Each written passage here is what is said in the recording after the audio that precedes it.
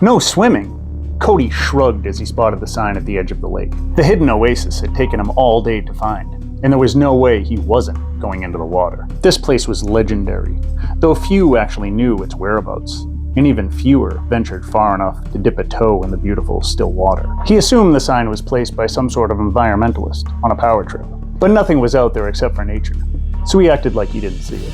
After placing his camping supplies aside, he stripped down to his bathing suit and jumped in. The water felt as perfect as it looked. He swam to the center of the lake and looked up at the sky. The setting sun made for an ideal backdrop, and with a long breath, he took it all in. Then he felt something sharp dig into his foot.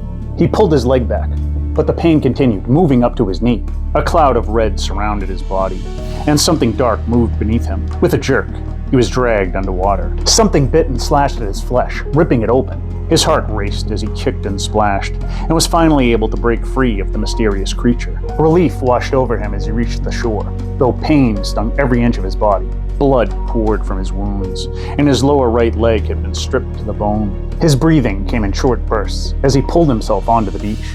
He had to get to his bag. There was a first aid kit and a satellite phone inside. He just needed to hang on until help arrived. As if reading his thoughts, a small group in camouflage uniforms stepped out from between the trees. "Help me," he cried out. Two men lifted him up, and he figured he was safe.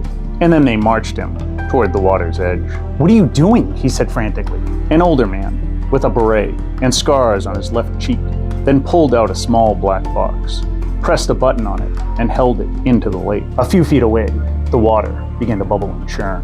"There's no swimming in or out of the lake," the man said calmly. Cody screamed as a humanoid creature with scaly skin, spiked claws, and razor-sharp teeth lunged out of the water.